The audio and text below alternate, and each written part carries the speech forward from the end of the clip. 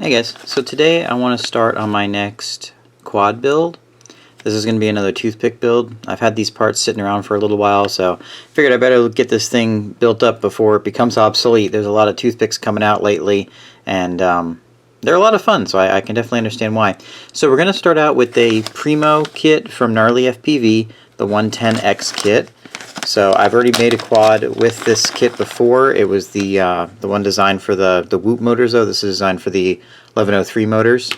So we're going to use that frame. And to go with it, I picked up some Beta FPV 1103 8000 kV motors. I've never used these before, and I wanted to give them a try. I got a pretty good deal on them.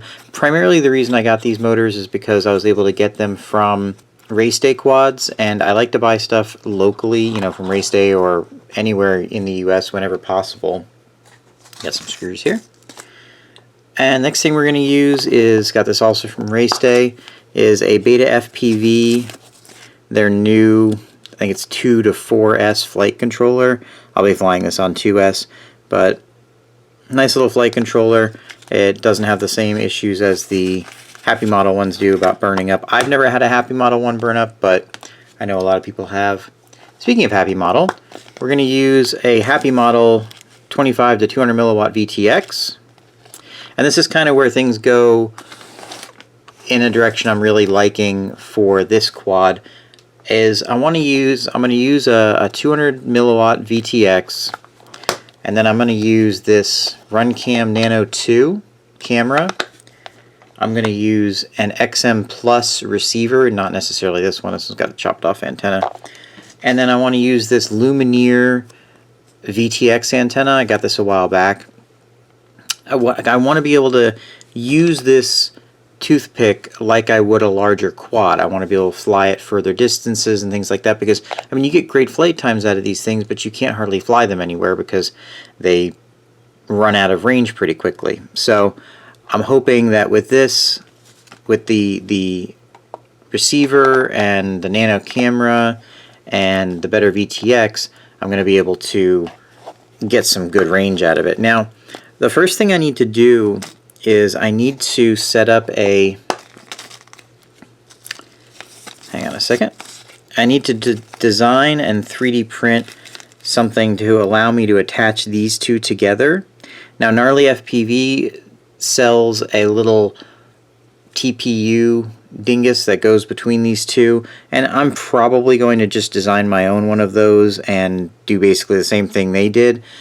The reason that I didn't buy theirs as well, I forgot when I ordered the frame, and it's like a 75-cent part, but then it's like $2 or $3 shipping on top of that. So instead of spending those $4, I'm gonna waste about 3-4 hours of my life designing and printing out this little guy, but it should be fun. Well, that went downhill fast. I decided not to film what I was doing. It was just a lot of trial and error and cursing and things. So I don't know if it's possible to get one of these Runcam Nanos to fit in with everything, but I couldn't do it with these standard mounting holes. Fortunately, they have these slots up here which allow me to put these screws in and mount the camera up higher. Now, it doesn't really get afforded a ton of protection from a head-on hit, but it is what it is. I may add a like a rubber cushion around it. I also 3D printed these little spacers here for the front and back canopy mounts, and that's given me enough space now where I can get the VTX in here on top of the flight controller board. I've made a couple of prototype little connectors, and these are basically blatant copies of the connectors that GnarlyFPV sells. Neither one of these are actually going to work, but let me just give you a quick idea here of how they're supposed to work. So you clip it in down there, and then the VTX goes in right here above it, like so. Do this the right way around. A little bit fiddly. The final end result one will work better. So anyway, it holds it in like so. So anyway, if I've got those together, now I can fit this in here and here.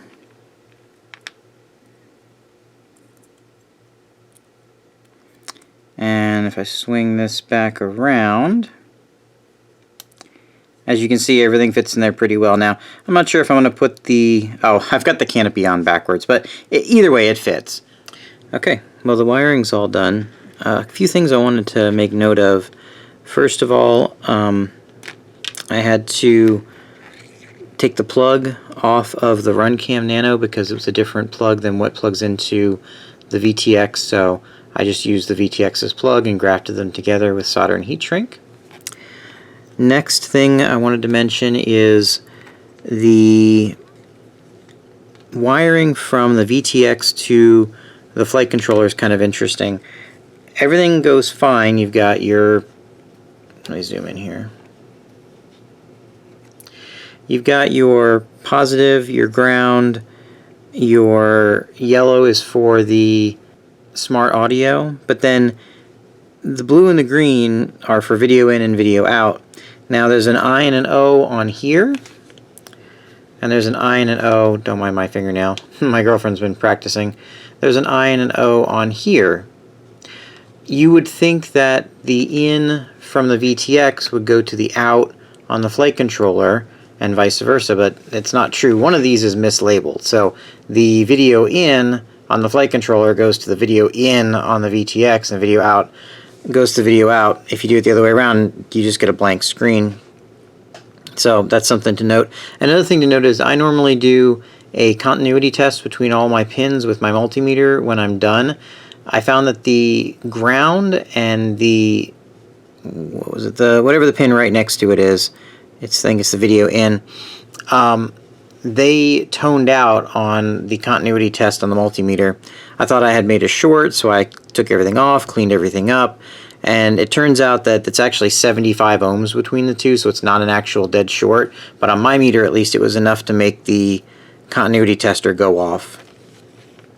Now, over here on the receiver, I removed the plug because I didn't have room for it.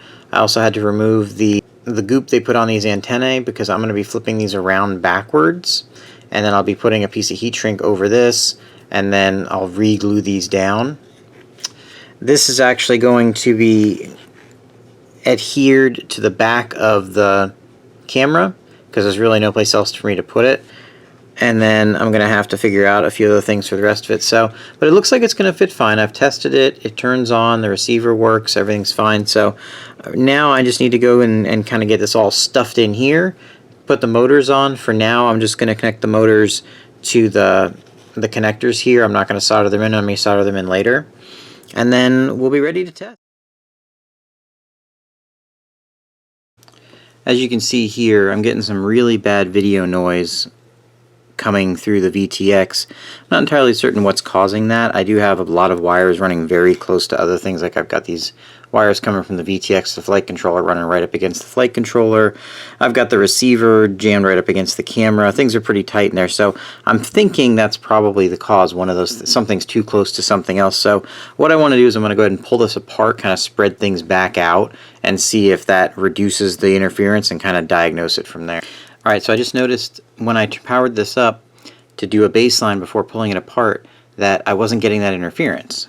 Of course, the reason I wasn't getting that interference and the reason I didn't notice it when I was building it is because my transmitter was not turned on. So this has definitely got something to do with a receiver slash VTX things being too close kind of a situation, or wires running next to each other. So I'm going to go ahead and pull this apart like I said, and we'll start moving things away from each other and then see if we can get that clear. Alright, well, as you can see, the interference is gone.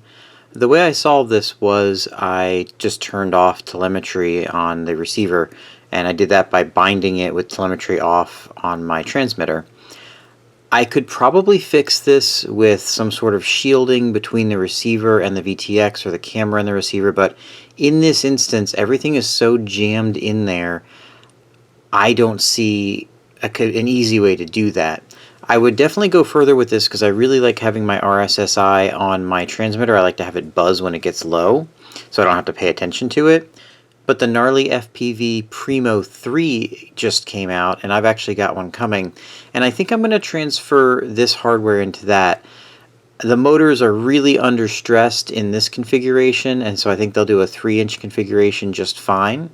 And it appears as though there's going to be some more room to work with inside here, because I know that they say on their site that, you know, this configuration is doable, but it is very, very tight, and that's even with taking the camera, putting it in the wrong place, cutting out this canopy, and adding spacers here.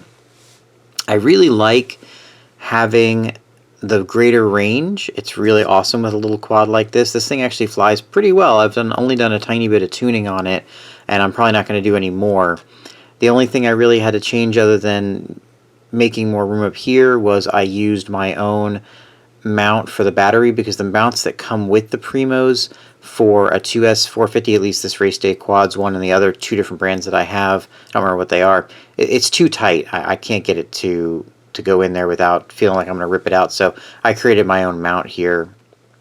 So that's pretty much it for this one. I'm going to be swapping this hardware into the Primo 3 frame, like I said, and doing a review on that. So if you're interested in that, go ahead and subscribe and hit the bell to get notified when that video comes up. I've also got some more reviews coming up. I've got a couple more giveaways that are going to be happening in the near future. I'm going to be doing an upgrade of an old 5-inch quad, which is going to be fun as well. So I'm looking forward to making those videos too. Alright guys, thanks for watching. Bye.